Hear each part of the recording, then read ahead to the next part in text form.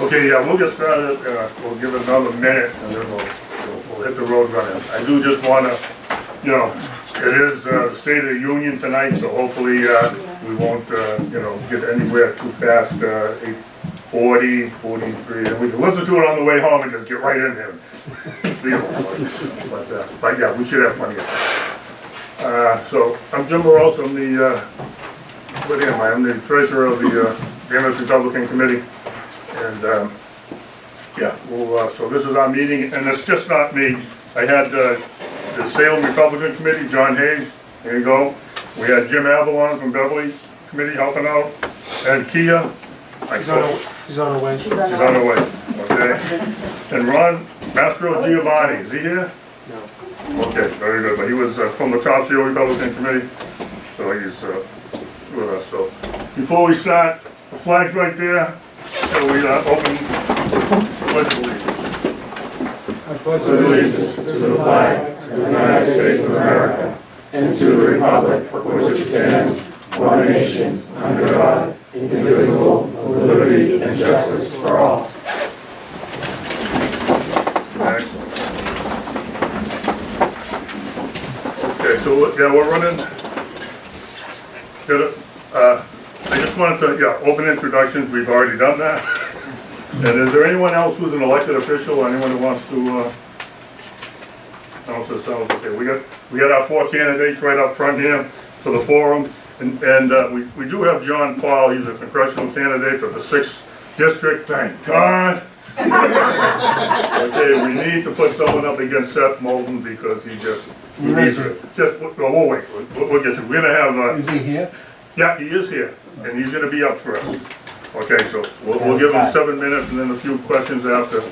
But, yeah, I think that's it. They got a bunch of Boston broadsides there that have a lot of information that we need to know for the elections coming up, both local, federal, state, and there's a lot of information about the actual state committee, Republican State Committee people, and those 4 different editions they got out there. It's pretty interesting. But okay, so without further ado, we'll hit the road running. So I'm going to introduce Michael Gondre, who's going to introduce our congressional district candidate. Mike, Thank you very much, Jim. Okay. Good evening. So I'm here to introduce to you John Paul Moore, who's Moran. How do you pronounce it, actually? In Ireland it's Moran. Moran. In America it's Moran. Moran. Okay, Moran. This is Moran. He's running for the U.S. Congress in our district, the 6th.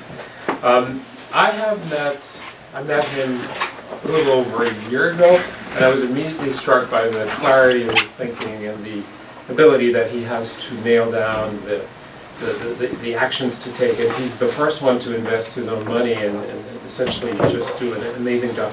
So he's running for Congress in Massachusetts. He's a pro-America guy. He's a pro-opportunity Republican, and he's running against Seth Moulton, who's the Democrat, who's neither pro-opportunity nor pro-America. He's been a resident of Billerica in this district for the past 22 years, and he will bring a very needed, unique experience, an unconventional approach to the constituents in this district. Now, he does have a very diverse background as a successful entrepreneur and a small business owner. He first started off as an MIT Space Telescope scientist, then moved on to the digital technology as a marketer, and also as an artist, as a youth surfing brand creator, video producer, musician. He's also an NCAA All-American athlete. He's also a Massachusetts Realtor and a gay Irish Catholic American. That's a lot of credentials. John Paul is the founder of the 501c4 nonprofit Grand Opportunity USA, or Go USA, of which I happen to be a content director, whose goal is and will continue to be to reach a younger and more diverse voter base with a message of opportunity and the goal of uniting the conservative movement. In 2016, he published a book about this concept of opportunity, called Cues for Conservatives. which delivers a clear conservative response to the destructive rules for radicals, which is this famous book by the late statist, socialist, and thuggish Saul Alinsky. Alinsky, you probably know, admired Al Capone in Chicago, and he was also an intellectual mentor to Barack Hussein Obama, as well as the very famous Hillary Rodham Clinton. She invited him to Wellesley to give an address.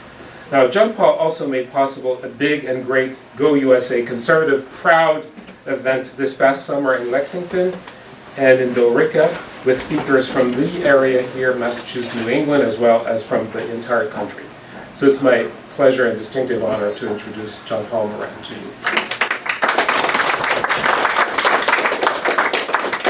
You say Moran, or Moron if you want. Moran, no.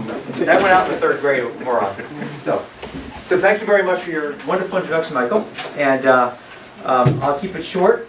I'd just like to introduce myself again. I'm John Paul Moran. I go by John Paul, and then with friends in the political world, and that's how I title myself as my author of my book, Hughes for Conservatives. First question to everybody is, who here is for tyranny and who here is for liberty? Okay, we have mostly liberty. Free stuff or freedom? Free stuff. Free stuff. We have a Democrat in the room. Sorry. Oppression or opportunity? Right? Socialism or capitalism? Capitalism. Now, I talk in college campuses, I get at least as many for socialism as capitalism, probably more. But when I rephrase it as, who's for dictator economics versus free market economics? Completely different answers. The audiences know they're the exact same things as capitalism and socialism. So part of what I do in my organization is how we talk and how we brand ourselves, and the words we use are very important. The left knows this. Unfortunately, the right has not really caught up. The left being much smarter with marketing and messaging. So that's one thing I do for my nonprofit. It's something I want to do when I hopefully win my congressional race against Seth Moulton. My 3 big points of my campaign are unity, liberty, and opportunity. And I can get into that, but in principle, unity is the idea that what's in the front of your shirt matters more than what's in your back. You know where that's from? What's in the front of your jersey is much more important than the name in the back. That's from the 1980 Olympic coach when we beat the Soviet Union in hockey, for people that remember that, the miracle on ice, right? And the idea is that identity politics is the name on your back is much more important than the team on the front. So what kind of team can win with that kind of mentality, right? So we talk about the Celtics, right? That's one of the ideas. So that's what the idea of unity politics is putting your team first, America, versus your name on the back or your identity tribe in the back. Obviously, liberty, our First Amendment, our Second Amendment, every right or religious liberties, that's paramount. Without that, we have nothing. The left thinks we're going to have everything without liberty and without the Constitution, but we're DOA if we don't protect our constitutional rights. And then opportunity is such an important word to me, is that I thought about rebranding the Grand Old Party to become the Grand Opportunity Party. You guys like that idea? Yep. Which would the idea be? Should we replace old with opportunity? So that's one thing I proposed to the RNC, and why they put me on their Youth and Diversity Coalition in Washington, to kind of push this message out around the country. So that's kind of, that's got a lot to do with our campaign, is how can we reach younger and more diverse people, who thinks that's our weakest point? I think it's our weakest point as a party, is from 2 to 1 to 21, people are, everybody that's not white, Christian, middle-aged, is voting for Democrats from 2 to 1 to 20 to 1. And partly it's identity politics from the left, but partly it's our fault on the right for not doing a good enough job reaching those audiences and explaining why conservatism works. Clearly, if you look at the unemployment numbers and everything else, it clearly works. So we're not doing a good enough job, and I hope to do that job when I win Congress, is to fix that problem. So, in principle, I'm running for a number of reasons. I'm either crazy, or I have something I'm really smart. It's one or the other. I'm hoping that I'm really smart and not crazy, because this is a tough state to win. But we did the math, and this is one of the only, maybe the only district where independents lean conservative over liberal. And that's huge. With 55 or 56% independents, it's ours for the taking. Seth Moulton is terrible. And you really should have a bleep machine when I talk about him, so I won't swear, I promise. But the idea is he's doing a terrible job for veterans and for the district, and I think we can, our message is so much more powerful that if I can get enough people behind me, I know we can win this thing. Because we have to win. Winning is like, I hate losing. You guys, right? Don't you like winning? Yeah. We have to win this seat back, and I know we can do it. So a few things, a few reasons why I'm running is the one-party, blue-party state must end. President Pence asked me when I saw him a few months ago in New Hampshire, I said, should I run for Vice President Pence? He said, John Paul, please, we need a Republican in Massachusetts. So I can't say no to the Vice President, so that's one reason. We need a loud, bold, and proud conservative. There's a lot of loud mouths on the left. We need a loud mouth with a brain that's pro-American on the right. So I'm originally from New Jersey, so I could even be louder than being from Massachusetts. And we need to use some of the ideas that Michael talked about in our group. We have a lot of creative ideas to reaching younger, more diverse audiences while reaching everybody to make it clear why conservatism works better for them. And Seth Moulton has to go, so we already talked about that. I can go on a laundry list of all things. You guys probably know how bad it is, right? From veterans to not taking care of transportation to promising that he's going to be a change agent and did nothing to change. He became part of the swamp, and now he's off in a goose chase every 3 days. President, leader of the world. I don't know what he's trying to do next. Support for socialism is a major, major problem in our country. 70% of young people support socialism. We have to stop that. So we have to reach these audiences. And a few of just a few of the items that I'm going to be focusing on are reducing the federal tax burden. I can only do so much about the state, right, as a federal official, but reducing the tax burden and reducing the national debt, which means we have to reduce the out-of-control spending in Washington. Out of control. So many wasted programs. I know people in Washington that give me scary numbers about how bad it is with the so-called deep state, the fourth column of government. That's one thing we need to do. Jobs, obviously we have to keep jobs here, keep companies from leaving like they've been, even though unemployment's low. Sylvania and General Electric, I believe, left Lynn recently. We have to be a more pro-business environment. Healthcare is huge. Free market principles applied to healthcare have to be brought back. The doctor-patient relationship is being torn apart by the horrible ACA from Obamacare and all the other things the left wants to do. So the answer is not bigger government, it's less government in healthcare. Housing and transportation, zoning is a problem. The terrible transportation system that we have with the blue line and everything else, we have a lot to do here. Again, Seth Moulton has failed. There's things that we can do at the federal level for that. Education, who thinks we should get the education the heck out of the federal government? Yes. It's not an enumerated power of our Constitution. And all the research shows it's been going downhill. The more they spend at the federal level, the worse it gets. It has to be brought locally. Locally is where it's crazy. This is the fact. These are basic facts. Kids learn better and they do test better if we bring education closer, control of education with parents closer to home. So that should be a much easier argument to solve than that's being discussed right now in Congress. Civil rights for all. As a gay American, I'm Catholic, I'm gay, and that to me is the least important part of my personality. But I think that would help show that we're not bigoted, racist, homophobes. There's not one gay congressman on the right in the history of the country. There was 2 or 3 that came out after, but never happened on the right. Well, this will help blow up their stupid argument they're a bunch of racist homophobes, right? So that is one thing. But more importantly, I have an engineering background and I'm a scientist at MIT originally, and we don't have enough scientists in Congress. That's a lot more relevant, actually, to me, because we have all of these things about the government, about the environment and gender studies and all this craziness where we need scientific minds. There's only 10 scientists and engineers in Congress out of 535 or 435. So that's another one. The opioid crisis, we have to combat. The border crisis, we have to make sure this does not become a sanctuary state or a sanctuary city in Lynn. Taking care of our veterans is huge, and ending government corruption with term limits. I have a plan for 12 years. Is plenty. 12 years in Congress. So that's 2 years of a senator, 6 terms of a congressman. Only 8 for president, but I believe that would help curtail the huge amount of corruption in government, is by having people like me who actually have run businesses and lived in the real world, come to serve Congress, and then go back to the real world and stop all of that, 80-year-old people that have been in Congress for 50 years, ruining our lives. So that's my platform. There's a lot more I can say. Also, I have a big event.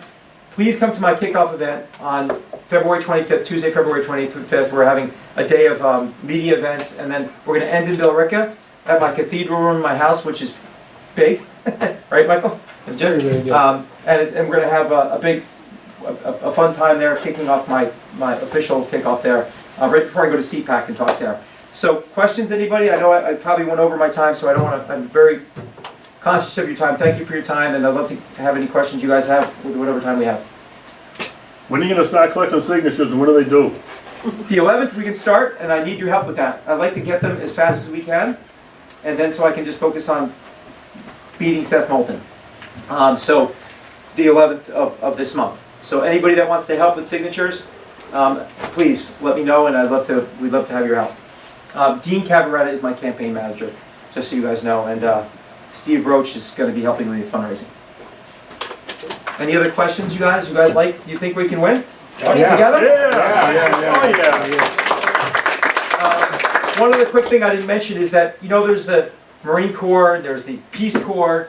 Well, I think opportunity is so important that we're not only going to rebrand the party, the Grand Opportunity Party, but we're calling our support staff, or support people, and volunteers, the Opportunity Corps. You like that? Yeah. Because peace is great to bring overseas, but what matters more to me is what we're doing here in America to keep our opportunity and freedom alive. So we're calling our volunteers the Opportunity Corps. So, Pretty good. questions, anybody, or any comments? When Sure. is your election? When is it? Yes. It's November 3rd, I think? November 3rd. There's primaries early September, but right now I believe I'm the only one running Republican. on our side. Do you think you'll be able to counter, like, usually in presidential years, the big thing we fear is that we're gonna have like, even though we do have a lot of Trump enthusiasm, even in this state, Yes. it's not enough to counter the blue hatred, the blue wave of hatred that'll come against them in Massachusetts. But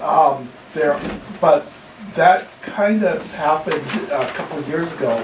We had a ballot question, number one, the Yep. nursing ballot question, which brought out a lot of new voters, nurses. And I think the medical field tends to vote Democratic, though I could be wrong. And there wasn't a way to connect that voter. So what was your question? I'm sorry. I guess, how do you counteract that, increased Democratic enthusiasm? Well, being that I'm going to get like against Trump? 85% of the vote, we should have a problem. I'm telling Seth Moulton's going to vote for me because he hates his job clearly. Yeah. No, only kidding. So I actually have to be very careful. I'm a big supporter of President Trump, massive supporter. But clearly, if I'm pumping for Trump all day long, it's going to hurt my candidacy. So my position is going to be I agree with these things that Trump does, which are about 95%, right? But I agree with these things. I disagree with those things, and I'm going to be as independent. My focus is going to be where the Grand Opportunity Party, where people are supporting opportunity and for them. And no matter what side of the aisle you're on, if you're against opportunity, I'm going to fight you. And that's going to be my message. So I can differentiate as taking that theme of opportunity seriously and making it about people come to America because they want opportunity, right? Economic, personal, social, educational. Every single one of those points, we beat the left. In fact, my 5-point star, my logo that you see here, it's actually a trademark logo for I use for Go USA. It's going to be for my campaign too. So there's 5 points of opportunity: personal, economic, social, educational, and national. And every one of those points are what matters, is the only thing government should be doing, in my opinion. And we beat the left on every one of them. So the idea is, how can we keep pushing that message forward? People on college campuses that are typically leftist get excited when they hear that. And they say, I didn't know there was politicians like you. I like your message. I don't care what side of the aisle you're on. I like that. Everybody wants opportunities. If we can own opportunity as a party, we're going to do really well. So that's one answer. Is I'm going to try to make that my focus and not personalities of different sitting people in government, including Baker. Right. Okay. So that's my talk. Again, I know we have these guys way more important discussion coming up, so I don't want to hold up anymore. Is there anybody have any other final questions? I have a sign-up book, so if you guys want to come stop by at the end of the meeting, please sign up. And I also have sheets for my event. Who here is coming to my big kickoff? The victory kickoff. Okay, half? Okay. Okay, the rest of you guys we have to convince. All right, thank you, everybody. Thank you.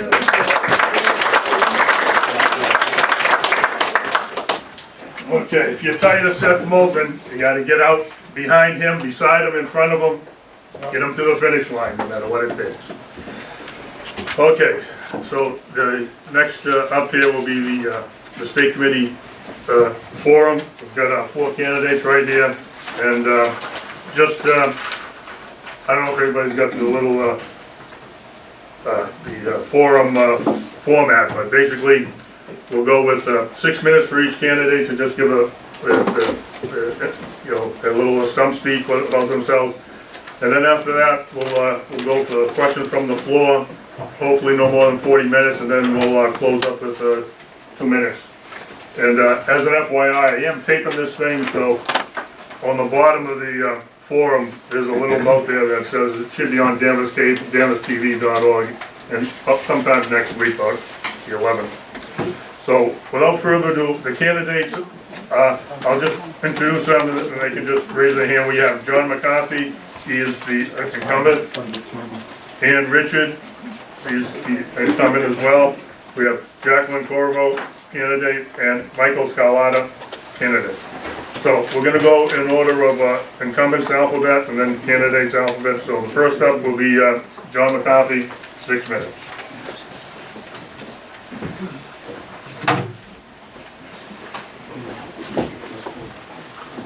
Hi everybody, if you don't know me, my name is John McCarthy. I've been your state committee man for the last 12 years. I'm a former PB City Councilor and I've also run for state representative.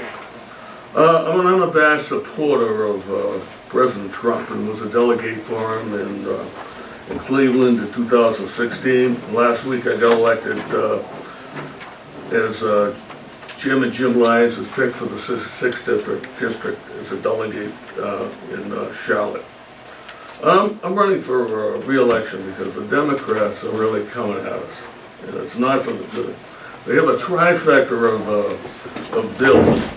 First one's a sanctuary state bill where they give protection to criminal illegal aliens who should not be in the country in the first place.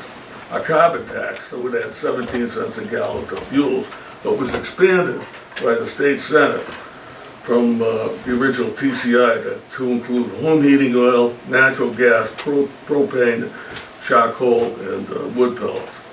It's expensive enough to heat our homes now, but the Democrats want us to pay more, all on the altar of climate change. Also, they got an infanticide bill where a baby can be aborted up to the time of birth. If a baby survives the abortion, it's got to be left to die. This is barbaric. I ran into our state senator, Joan Lovely, one Saturday. I asked her, please tell me you didn't vote for that carbon tax.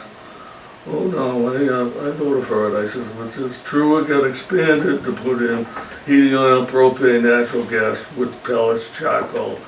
Oh yes, that was just swept in. I said, of course it's swept in. And you just said nothing and just tagged along with Jamie Eldridge and the rest of the radicals. Is that right? Oh yeah. Oh, so it's going to be done over 30 years. Oh, now I can sleep at night. But this adds to the price of everything, especially the fuel. Everything is moved by truck, so everything goes up, especially your food in your grocery store. And you know, it's hard enough to heat your homes, but with the low-income people, this is going to get added onto them, and then we're going to have to subsidize them again with on the different programs the fuel programs. Since we don't have Joe for oil anymore, and his friends from Venezuela. They got new schemes to pick our pockets and make us more like California, but they can't get off their butts and pass sports betting, which would bring all kinds of revenue into the state, and that would be voluntary. We definitely need to elect more Republicans in the legislature to curb this insanity. What the state party is doing is we're looking at 75 rep districts where Charlie Baker and Donald Trump did well, and 2 of them are right here. One is right here. This is the 13th Essex district, which is Danvers and West Peabody and part of Middleton, and the other is the 12th district, which is the downtown Peabody rep district. So where Republicans have represented these districts before. Leopold, the downtown Peabody district, and Peter Torkelson, the 13th Essex district. It's hard for us because our people have responsible jobs. And you know, the first thing, when I talk to some of these people, what happens if I win? you know, I got this good job that I really can't live on, you know, well, back then, the pay was volatile, they gave themselves an outrageous pay hike. So, as I just told you, the papers are available February 11th, that's next Tuesday, for anybody who wants to run for office. So if you know anybody, just tell me around. If you know anybody, then we'll talk to them, we'll hook them up with the party apparatus. What I do, as I mostly help candidates raise money, I've been on the finance committee for both Charlie Baker and Scott Brown. I've hosted major donor fundraisers at Salem Country Club for Scott Brown, for Charlie Baker, for Ann Manning Martin, for Sheriff, and for Leah Cole. The state party's also starting an initiative to raise more money. We have a letter that I have a template for, and I'll share it with the chairs, but it needs a little work. And we want the chairs to send a letter to big donors in their districts. And I'll run all this for you off of OCPF. We did this something similar when I ran for state rep in 2004. Mitt Romney wrote a letter for all of us, and we personalized it and sent it out. I got a great response to that. All those checks were $250 or $500. $500 was the limit at that point in time. After his vote on last Friday, I don't know if that would work now. Something I got to bring up. I was sitting in my office a week ago Saturday. I get a call from Ron Cotton, the National Committee man and RNC treasurer. Says, I saw something disturbing on social media on the internet. It was a Photoshop picture of my opponent Michael Scalata with President Trump and Melania supporting him. I didn't see it myself. This is how he told me about it. And a little later, I get a call from Sheriff Hodgkin, who is the chairman of the Trump Committee in Massachusetts. And he was not abused, but he says he talked to Michael, and Michael agreed to take it down, and he did. This isn't right. This is, you know, really dishonest. That's all I know. All right, thank you, John. Appreciate it. Okay, so next up will be Ian Richards again, incumbent from Cumberland.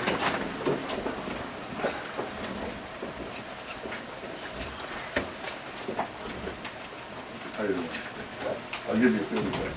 And I'll give you, Ann Richard is my name, no S. Okay, very good. I stand corrected. It's very easy to do, it's very easy. I'm just happy to be here, I've had such a wonderful 4 years. I really met some of the best people that I've ever met before in politics. I've been a candidate for the state, and now really for the country. I'm so interested in politics, and I never was, to tell you the truth, except to support other candidates. And I worked for Scott Brown and for Hudak when he was doing well. And then recently we did a meet and greet for John Martin, who was running for the ward in our district, where I live in Beverly, near in a village, actually. But I am just so happy to represent you against the injustice that we're having happen in our country, in our state, which is unbelievable. It's been a violent time for us, given even last night to have such errors and such miscommunication in everything that they were doing, voting. So I really want to help to make phone calls for candidates and continue to be out there representing the candidates that come up. I usually stand at Market Basket or in the malls. I've even been to Wellesley and the North Shore Mall, and I really enjoyed it.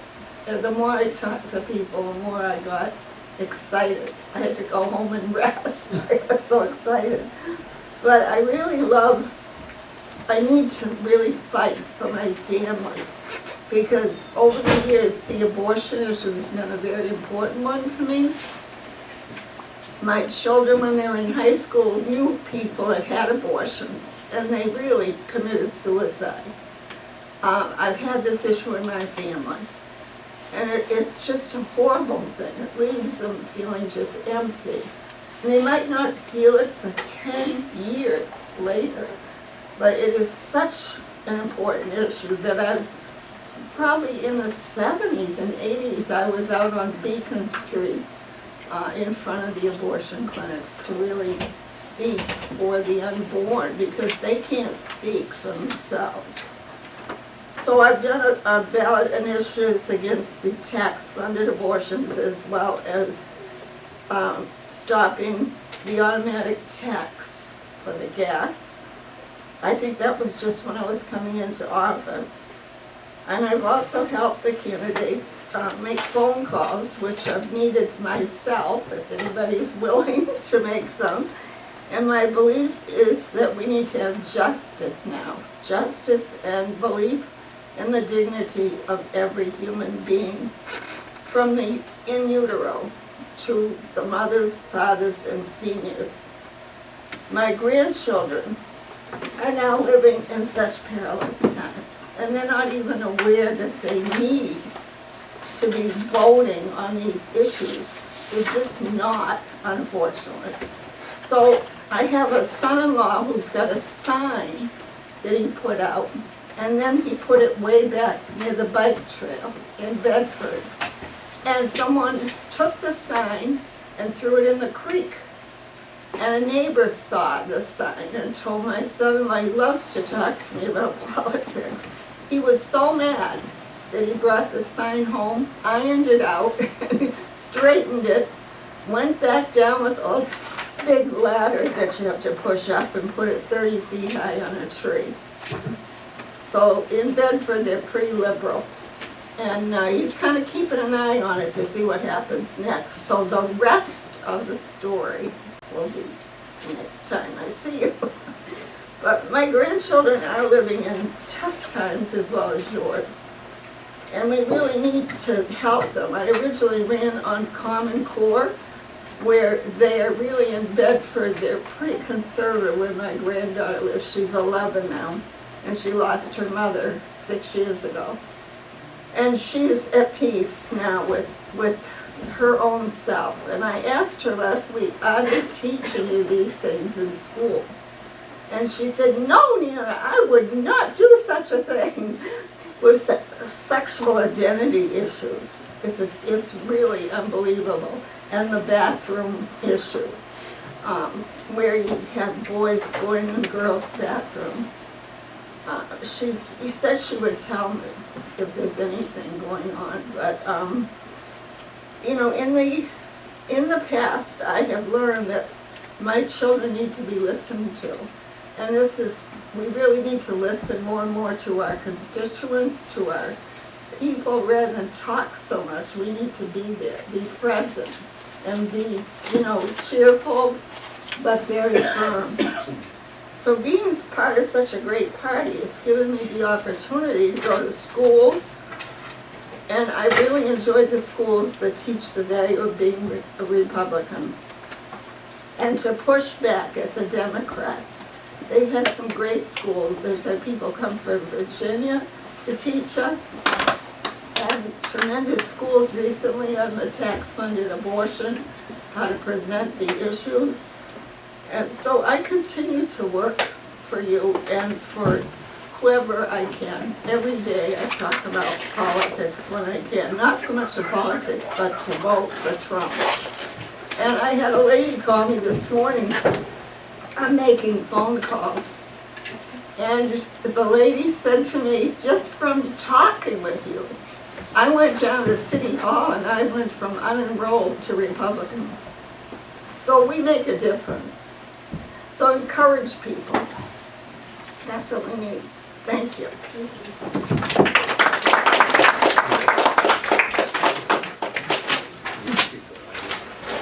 Okay, very good. So John and Ann were the incumbents, and so now we'll start with, so let me get my papers back in order here. Jacqueline Corriveau, first candidate. And Jim's gonna have the 30-second warning, because I felt pretty bad having to sneak around. Don't worry about it, sounds good to me. Hi everyone, how's everyone doing tonight? Thank you so much for coming, thank you to all the candidates for coming. There is a couple people in the room who I want to acknowledge. I want to thank my father for being here to support me. He's always been here whenever I run for anything. So this is me, candidate for state committee. I hope everyone has gotten one. If not, please let me know, there's plenty to go around. The second person I'd like to acknowledge is Nancy Luther. She was a long-time holder of this seat and really just a wonderful person and has done so much for our party. So I have my foot in about every part of this district. I grew up in Peabody, right on Lynn Street. I don't know how familiar people are with Peabody, but pretty close to the Lynn side. I grew up also in Beverly, because I went to school in Beverly for almost my entire childhood, right through high school. I went to the Waring School where I studied French and learned everything that I learned in English, also in French, so it brought a very interesting perspective to my education. I also worked in Salem, and I worked in Beverly for years as well. And I spent a lot of time in Topsfield as a kid because my parents were members of the Ferncroft Country Club. And now here I am in Danvers at the beautiful new fire station. So the first thing I want to talk to you about is what I've been doing politically for the past few years. Not few years, I've been involved since I was 13 years old, and I'm 28. So I first started working on campaigns because my parents were very civically engaged. My mother was a school teacher, my father was a parole officer. They really, really taught me the value of hard work and how important it is to vote. And I truly believe that every person who does not go out to vote is personally offending every single person who has served this country in combat. It is so important to me that people go out and vote. So as a young person, it really disappoints me to see the lack of engagement. So what I hope to bring to the state committee is youth engagement. And I love that John Paul is also doing the same at the national level. That makes me so excited. So I'm just here to tell you that we need to bring energy to this party. And I truly believe that my track record working for so many candidates, I can do that. I have been across the state for Beth Lindstrom when she ran for U.S. Senate.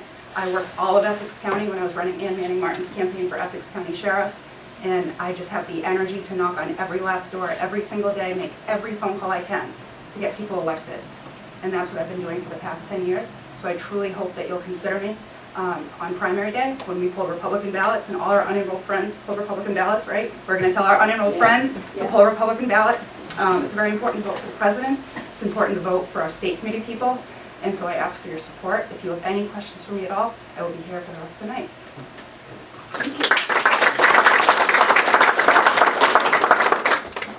Okay, next up will be Michael Scalata. Thank you to Jim Morose and the Danvers RTC for putting the candidates forum together. For those who don't know me, my name is Mike Scalata. I'm currently the Peabody Republican City Committee Vice Chairman and a candidate for Republican State Committee. In the summer months, as I was mulling over a decision to run for State Committee, I emailed some of the city and town chairs letting them know of my intentions. The chairs that responded were very supportive and even encouraged me to run. Because of our discussions and other factors, I decided to pull nomination papers. One of the responsibilities of the state committee man is to attend the city and town committee meetings, participate in discussions, offer ideas, and provide state committee updates. In the summer and fall months, there were 8 meetings. I was happy to attend 7 of them. It was a good opportunity for me to introduce myself, meet the members, and observe. Mass GOP Chairman Jim Lyons held 3 state committee meetings since I announced, one in September, November, and in January. I attended all 3 meetings as a guest. The September State Committee meeting, the focus was on the Ward Town Committee election process. I provided the Peabody, Danvers, and Salem committees guidance on how to complete the forms and made them aware of the critical dates as outlined by the Secretary of State's office. Another responsibility of a state committee man is to build the Republican Party and increase the membership within each of the city and town committees. I've had many discussions with the chairs, and the consensus that I came away with is that they need a state committee man that partners with them in building their membership. While attending the meetings over the summer and fall months, I noticed that there were very few members attending. We need to put our heads together and figure out ways of increasing our membership in each of the city and town meetings. As your next state committee man, will offer right now a few ways we can build our city and town committees. One, we need to increase our presence within the community. Some of the cities and towns have festivals in the spring, summer, and fall months. For example, Peabody has their annual international festival in September. The Peabody RCC could participate by having an informational booth. We could provide the people with handouts to tell them who we are, what we do, and when we meet. The handout would also include an email address and other contact information. Another example, Topsfield has their annual Strawberry Festival in the summer. The Topsfield RTC could participate by having an informational booth as well. It's essential that we become more involved in the events that take place in our cities and towns. As of now, most of the voters aren't aware that our committees even exist. That needs to change. As our committees begin to grow, we are creating a grassroots movement, a movement that can work with Republican candidates who run for office, assisting them with door knocking, standouts, and making calls. 2, participate in parades that take place throughout the year in each of the cities and towns.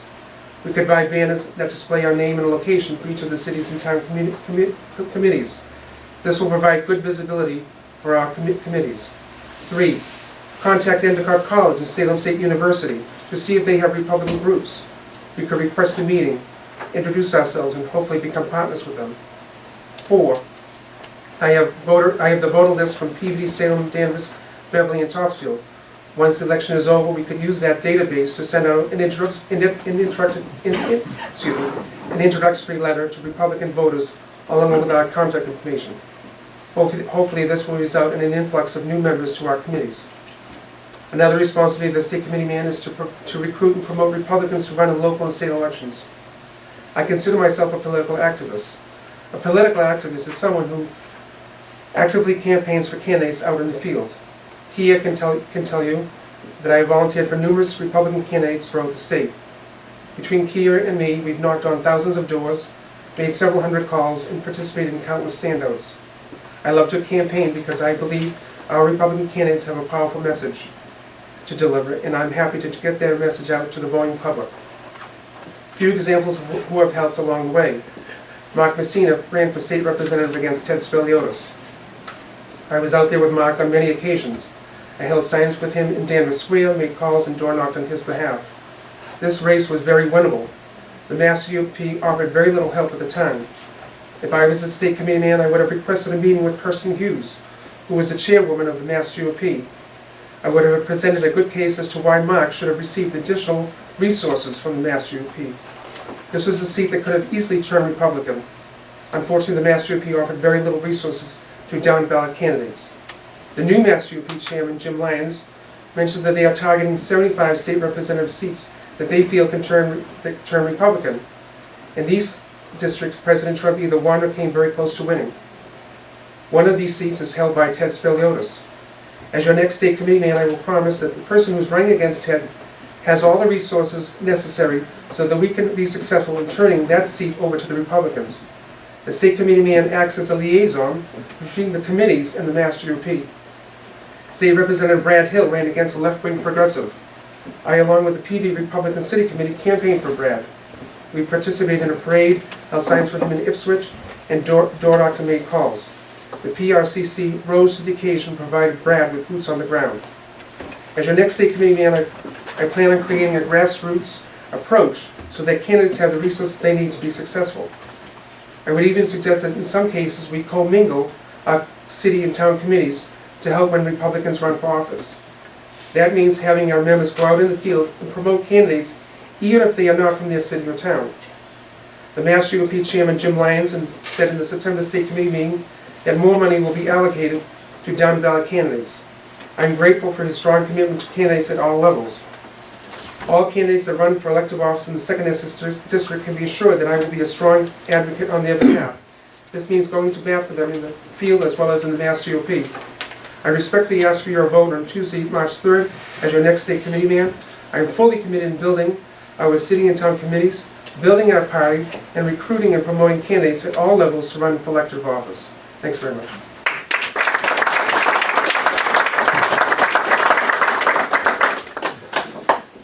Okay, it's 5:45, So I set 40 minutes, so that'll get us to 8:25.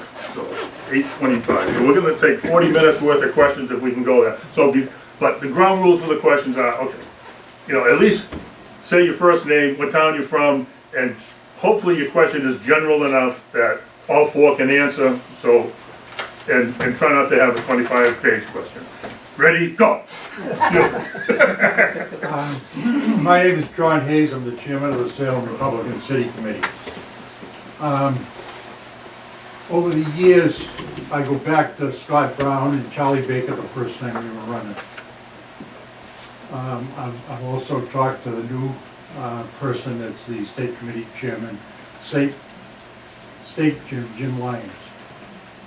We, the ward, town, and city committees, the people that are in those committees, are the grassroots. Without the grassroots, with a good grassroots, people like him, John Paul, would have his grassroots in these cities and towns all ready to go. We have a terrible, terrible recruitment problem. I've asked Jim Lyons, when he first had his first meeting down at the Cologne, I think it was, I asked him for help to get the word out. I've asked John. John has helped me. He sent me some kind of a document from the state committee with gobbledygook on it that I am not computer illiterate. Cynthia, my secretary treasurer, she couldn't bring it up. We need the state committee to get the word out that the ward committees exist, both towns and cities, and they need help in how to get involved. We're having an election coming up. I think we got about 9 people out of, maybe 10 or 11 people out of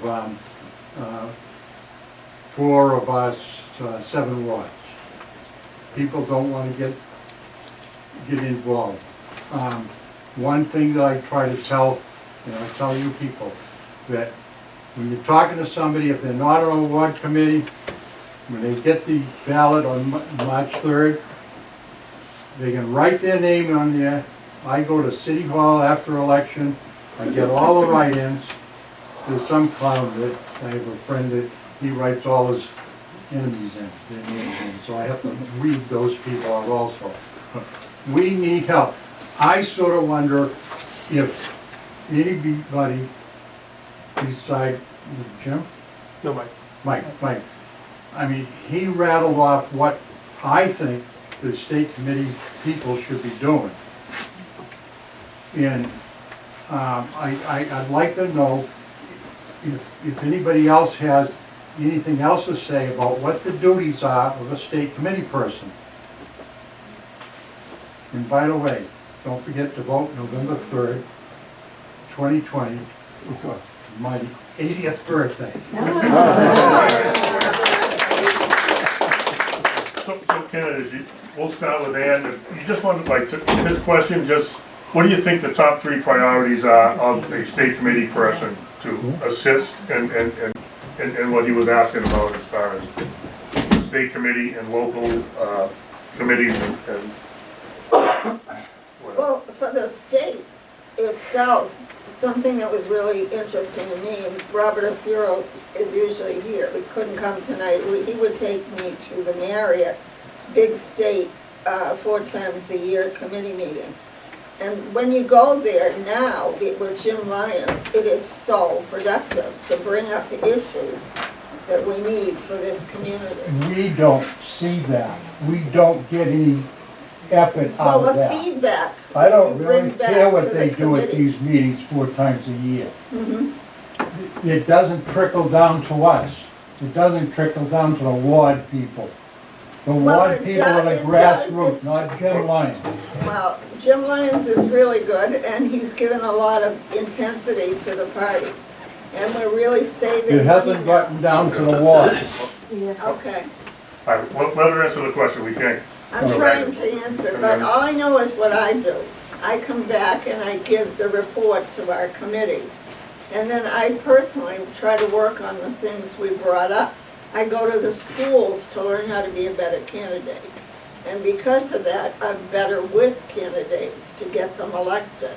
And I'm very good at being one-on-one with people, which is not done enough. Then when I'm in the committee, I listen to the needs and encourage what we need to do. And I agree with what's been brought up here, that we need to do more getting in parades and having a booth.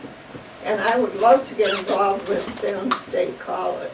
And, you know, if they were open, or Endicott, if they had a Republican committee. You know, it's important to reach the youth. I really think the youth are the way to go. So that's my take on it. Thank you. John? There's a lot of things that the state committee does, and it's helping candidates at every turn. But you can't win a campaign without volunteers. And building up the committees is probably the most important thing, because that's where the volunteers are. And, you know, if we, you know, we got congressional campaigns, as you said, John, you know, they'd be all set to go with volunteers. And that's really important. Money's another thing, and I think the state committee's addressing that.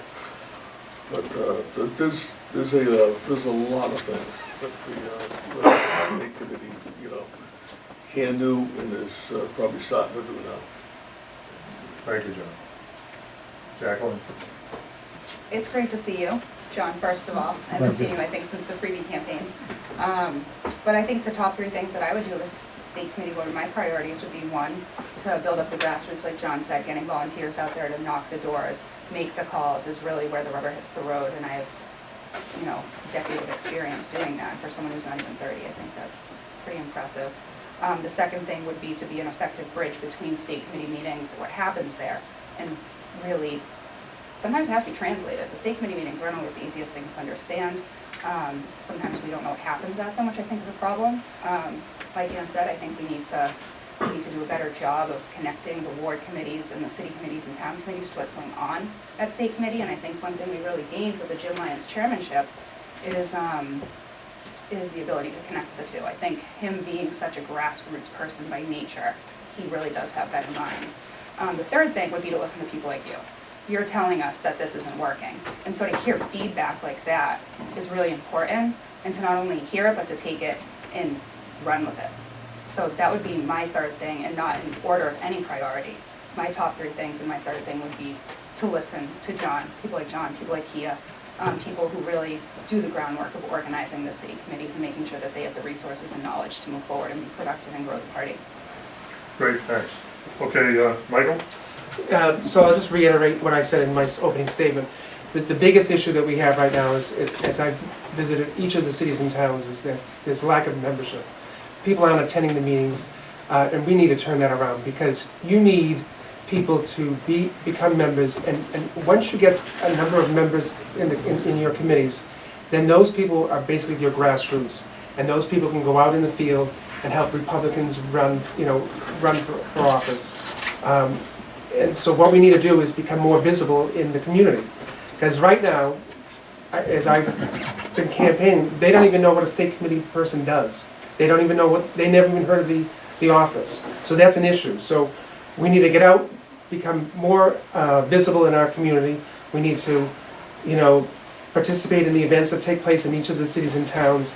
They need to see that Republicans exist. They know the Democrats exist. They don't know we exist. So we need to get out there and do whatever we can to become more visible. And then once they see we're out there, hopefully they'll join our committees. And as we get an influx of committee members, then we, like I said, we can go out there and help candidates become, you know, elected in our cities and towns. In Peabody, we only have We only have two Republican candidate offices.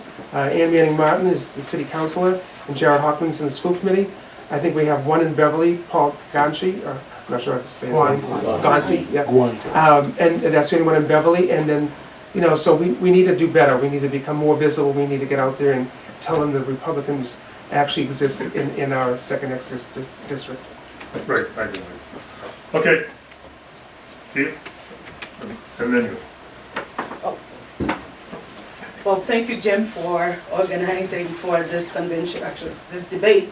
My name is Kia Shalvier. I am the chairwoman for the PVD Republican, and I serve alongside with Michael Scalata, one of your candidates on the panel, and we have been foot soldiers in many campaigns, either in PVD or outside of PVD.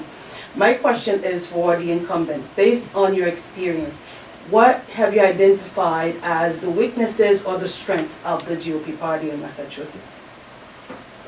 Well, the weakness was just having one person raising money, John Cook, on behalf of the government, and the money staying at the top campaigns and not getting down to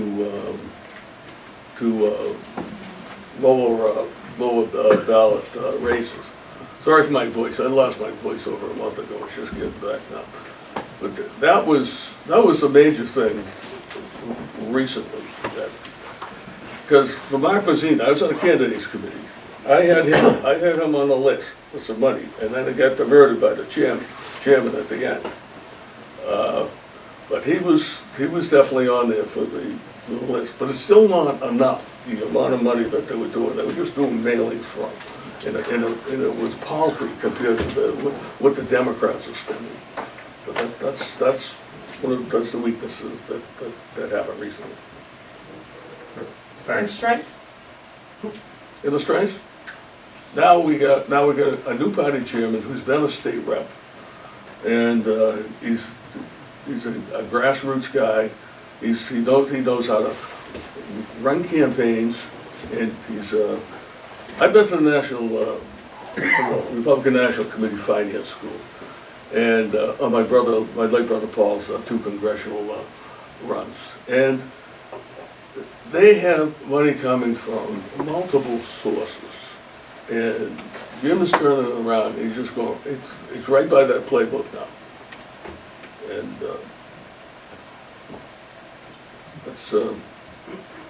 it's changing for the good. Okay, Jacqueline, you can, I know it was specifically the incumbents, but you guys can answer it. What you gonna do? Thank you. I was going to ask if Michael and I can answer that, because I think it's important to have someone who doesn't sit on state committee and hasn't sat on state committee to kind of point out from an outsider point of view what we see as the strengths and weaknesses. I'm a 2-time candidate. When I was 23, I ran for state committee, and I'm sorry, state rep, thank you. And I just finished up a run for Ward 2 City Council. So there is a very big disconnect between the state party and candidates who are running. And I know it's difficult because nonpartisan races like city council would be very careful, especially when they're a Republican running in Massachusetts, not to make it a partisan race. But when it comes down to it, it is, because when we're running in local towns and cities like Peabody, Salem, and Danvers, less so Danvers, the Peabody Democratic City Committee is funding and running the show. So your candidates that are nonpartisan truly are partisan, because people just assume it's Massachusetts, it's a D, it's an unspoken thing. So the one thing I'd like to see the Republicans do better is, I don't want to say they should go incognito, we should all be proud of our party affiliation, but we do need to be more active at the lowest level of government. Library trustee, school committee, this is how the conservative wave in the 90s started. People ran for school committee and they made it all the way up to Congress. So it starts from the bottom. I think our strength is our solidarity, but I think we need to work on that even more.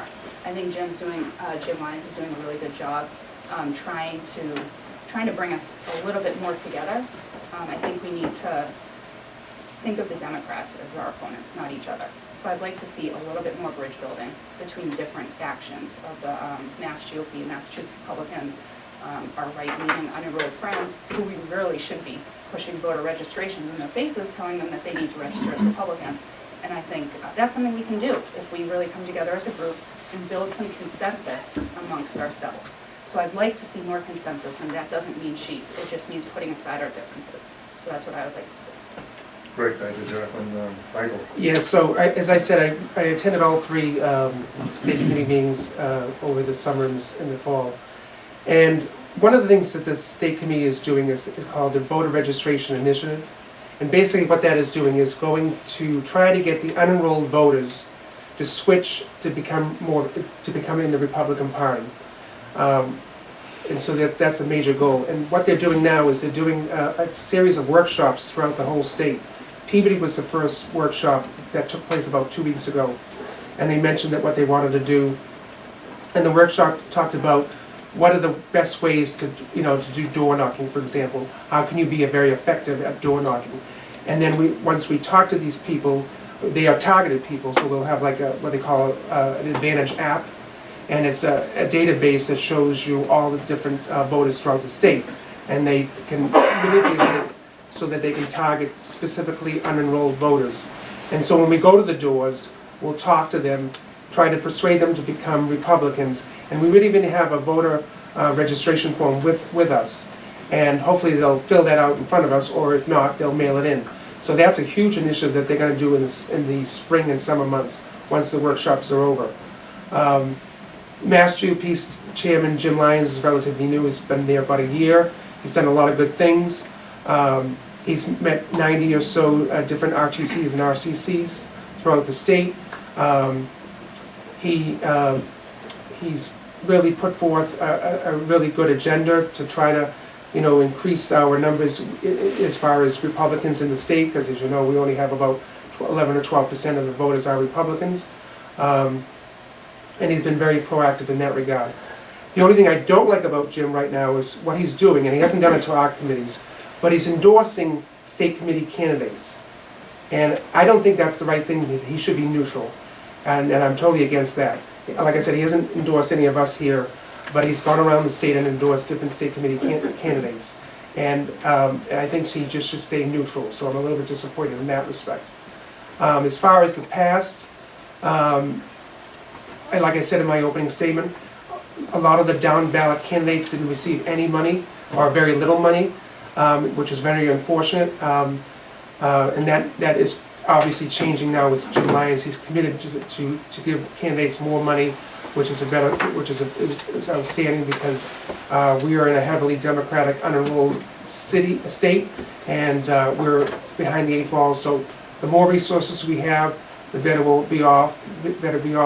And I think that's important. Great, thanks a lot, Michael. Ann? Yes, I'm really pleased with what's been said here, because I agree that Jim Lyons has done a great job, but I do think he probably should be neutral as far as candidates running, such as myself. And I do believe that he has uncovered a lot of misrepresentation for financial errors that have been made that were uncovered when he got in. And he spent months and months and months putting together financial reports. And at the last state committee meeting, he unveiled what his plan was. And I can't recite the whole thing here, but he did a great job. And we had all a real active interest. It was one of the best meetings I've been to in the 4 years. But I do agree that I think our Beverly State Committee has doubled in size. And I have encouraged lots of people to come in doing my phoning recently, and they're interested. They're very interested because they don't know what a state committee woman is. They don't know what a state committee does. So they just need information. And I think probably being part of the Beverly, when they have their festival also, their art festival, that we should have a booth. And I think we talked about that. So there's a lot we can do. Very good, thanks a lot, Ann. Okay, so, Hey, Josh McKim from Beverly. Just, I think jumping off something Mike said, I'd be curious to what you see in the medium or long term, the biggest obstacle to growing state GOP enrollments, and what would be a concrete solution you might use to get for that. Jacqueline, you. Sure, thank you so much for your question. I think, sometimes we're our own worst enemy. Like I said, cohesiveness is something that's getting better, but it's something we really have to work on. It's really fun to meet in places like our beautiful firehouse and sit around and talk about ideas. But we have to think more outside the box than that. We have to be in the community. We have to be talking to people on the streets, at their doors, on the phone. We have to start participating in public events. One of my ideas would be, to start volunteering, to start giving a really good face to the party. People want to be a part of positive things. And I remember my friend Janet Vincey ran for state committee a few years back. And that was one of her ideas that I really, really think if she had won would have taken off and, put a whole new face on the party because, people talk about Republicans like we're bad people sometimes, especially in Massachusetts. And so to have the opportunity to change the face of the party at the state level would be huge. And so like I said, we're out in Morose, we do get very divided because we're a small group. We're only 11% of the state. So we have to really think bigger than, our petty little differences on social issues. And, which are federal issues anyway, for the most part. And just put those things aside. We have to stop getting in our own way as a party. I can't emphasize enough how many times I've seen people just get caught up in the drama, in the social aspect of party building, and so the party building doesn't even happen. Thank you. Michael? Yeah, thanks for the question. And I totally agree with Jacqueline. In some cases, we're our own worst enemy, and that's so true. We have to stop the Republican mantra, if you will, is a good one. I mean, we have low taxes, less government. We have to emphasize that, and we have to get involved in the community. Once again, I keep saying that, but it's true because right now the people, the public, really don't even know we exist, and we have to change that. Like I said, we have to get more visible and just go out there and tell them who we are, and then just provide them with information and tell them, when we meet, what we do, and just keep emphasizing that. And then, people, I'm going to be doing a mailer at the end of the month, and I'm going to be hitting 6,500 Republican households. So there are Republicans out there. We just need to get them and get them involved and get them excited to be, to join our committees. And it's just essential because, like I said, this will then help us elect Republican candidates into the city councils, into the school committee, mayors, and state reps. So right now, for example, in the State House, we have, I'll just give you few numbers. We have, there's 160 state rep positions. We have 32 that are state reps, that are Republicans. If the governor did a veto right now, he would be easily overturned, because you need at least 52 or so Republicans to offset that. So we need to increase our numbers in the state reps. State Senate, same thing. We have four state Senate Republicans, and that's just crazy. We need to build that up. So we need to get people, the public, excited. We need to get them to join our committees, and then it will snowball to help us, elect Republicans to all these different offices. Thank you, Michael. Ann? What? I'm sorry, I just spoke. No, we're looking for what do you think is, remind me? Biggest obstacle to growing party enrollment and a concrete solution you would approach to work on it? Well, as I was saying, I think that we're doing that right now. We're trying to get, every time I make a phone call, I make about an hour or two a day, the people are responding to what I'm telling them. And I've offered to drive them to state committee. The lady that went down today to sign up to be Republican, she only did it because I talked to her about it. And they need to be educated as to what we do, that's for sure. And I think, I didn't know what we did when I first got into the state committee. So if I didn't know because I wasn't in a state committee, we need to keep telling people. And I think we do need to get out there and be more visible and be able to do that. I haven't always been able to due to some issues in the family and my health. But I do, when I am active, I'm very active. And when I was at the malls, I educated people. Sometimes I was screamed at. Sometimes I was cursed. We need to have good bumper stickers that say who we're for. And if we get cursed, we get cursed. It's the way it is. But I do believe that we need to promote what we're all about and having more, like, we had that group come for Don Martin, he didn't win, but there was a great meeting, it went on for 3 hours, good grassroots meeting on how our communities should work, what Beverly has done. They were all upset about some of the renovations and the historical, communities that are being torn down and things like that. And then all the pluses came out at that meeting. So the more we can have candidates and back them and have small house meetings and, just get connected. Connected is the word I really believe in. All right, then, thank you. Sean? The people, they go along with our views, mostly. And Jim Lyons was saying the other day that we're gonna put ourselves in a position that we become a majority party in the future. First time I met Newt Gingrich was in 1988 at the Republican National Committee Finance School. He says, we are gonna be a majority party and take over the House. I thought he was crazy. But he did 6 years later. He says, people believe our message over the Democrats.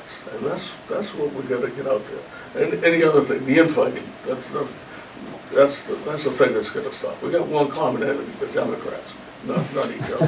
And that needs to stop. All right, very good. Thank you, John. Okay, anybody?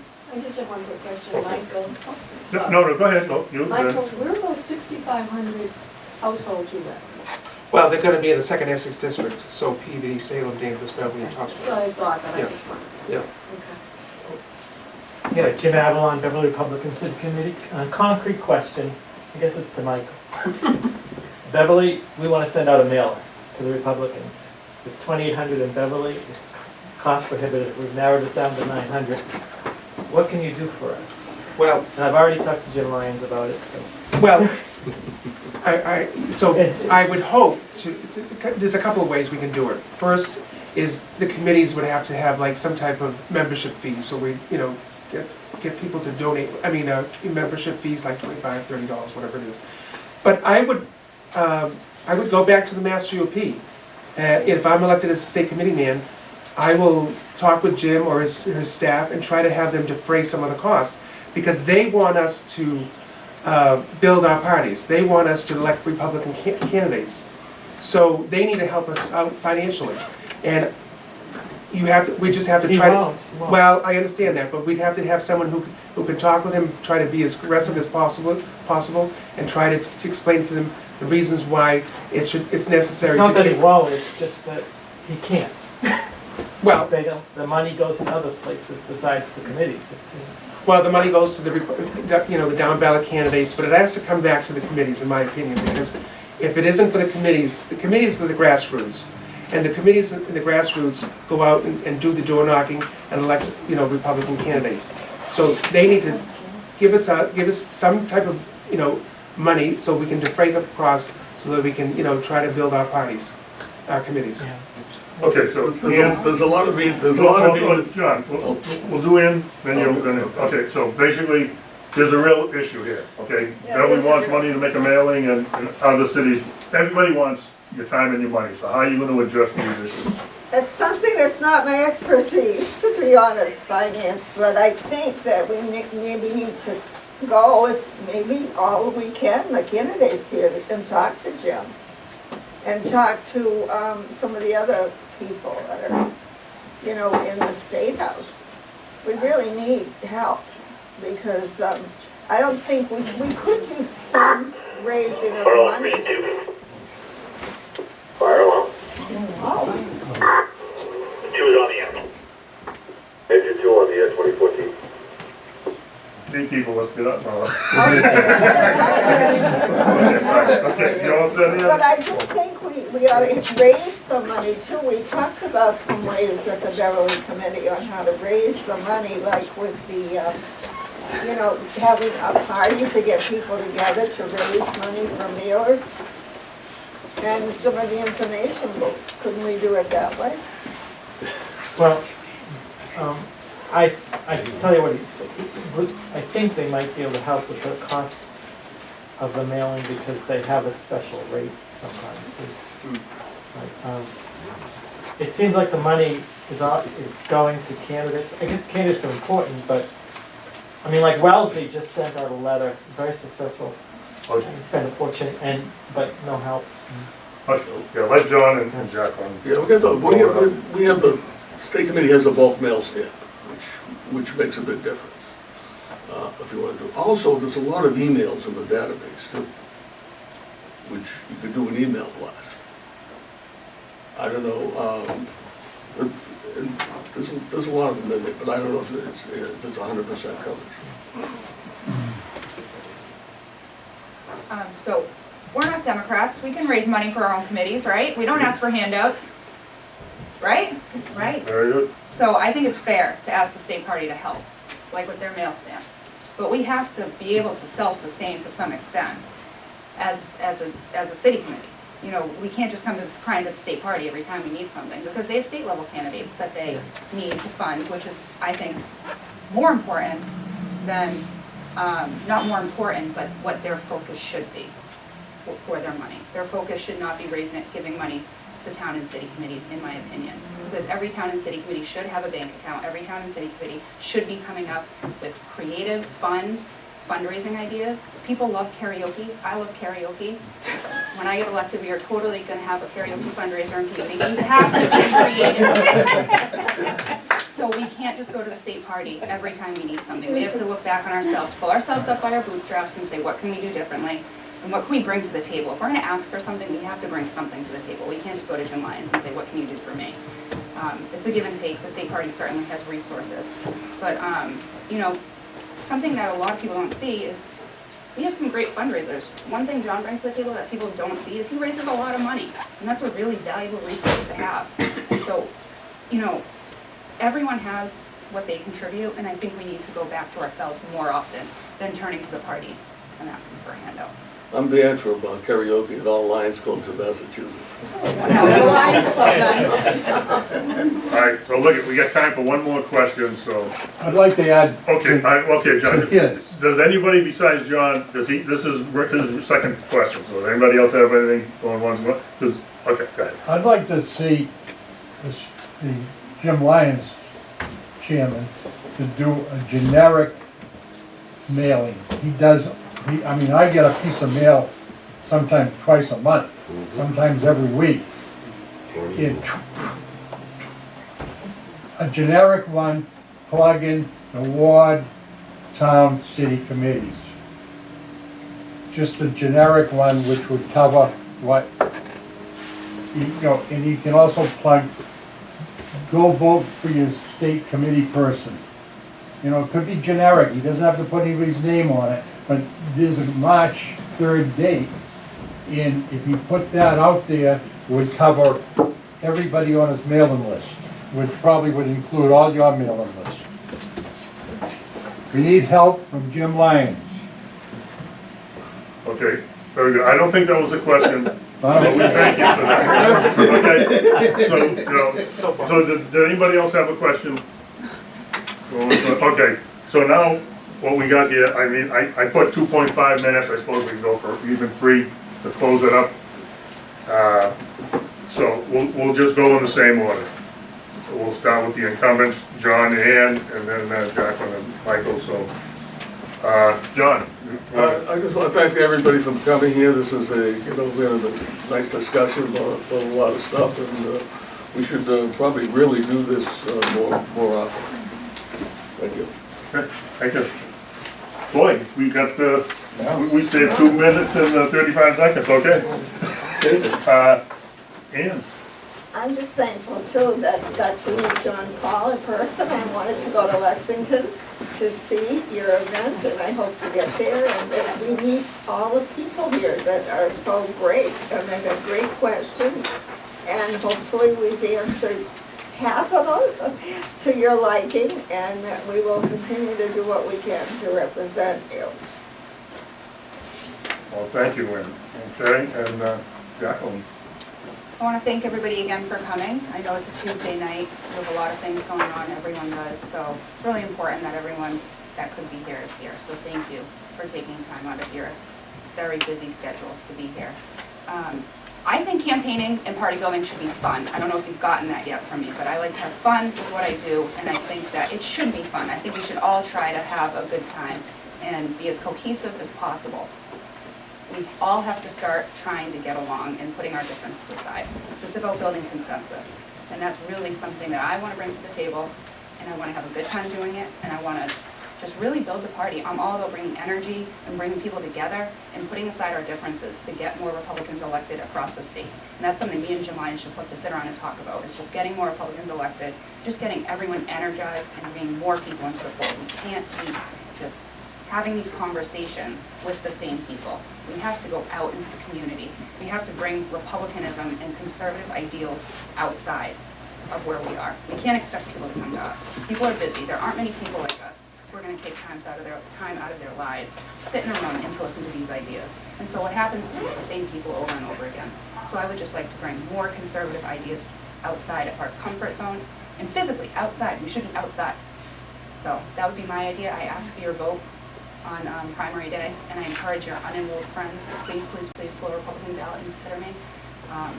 You didn't get one yet. This is me. Those are my two dogs, Blue and Fun. They can't vote, unfortunately, but they do support me.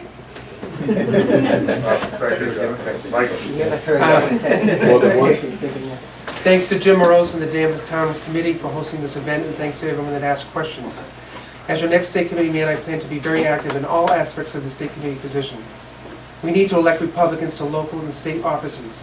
The Democratic monopoly on Beacon Hill and within our city and town governments must end. One-party dominance doesn't work. There's no checks and balances. Any veto that the governor puts forth can easily be overturned.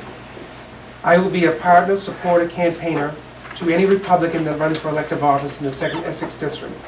I'm committed to increasing our membership in each of the city and town committees. I will be accessible via cell phone, email, social media, and in person.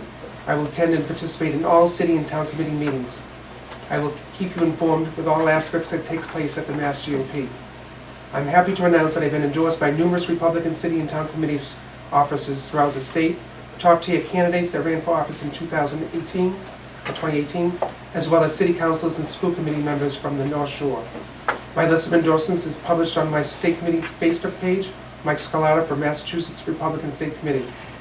I would like to mention that the following chairs, past and present, in the 2nd Essex District have endorsed my candidacy. My good friend Kia Shelby, current chairwoman of the PB Republican City Committee. Jared Hockman, past chairman of the PB Republican City Committee. John Hayes, current chairman of the Salem Republican City Committee. Mark Messina, past chairman of the Danvers Republican Town Committee. I respectfully ask for your vote on Tuesday, March 3rd as your next Republican State Committee man in the 2nd Essex District. Thanks very much. Awesome, thank you very much.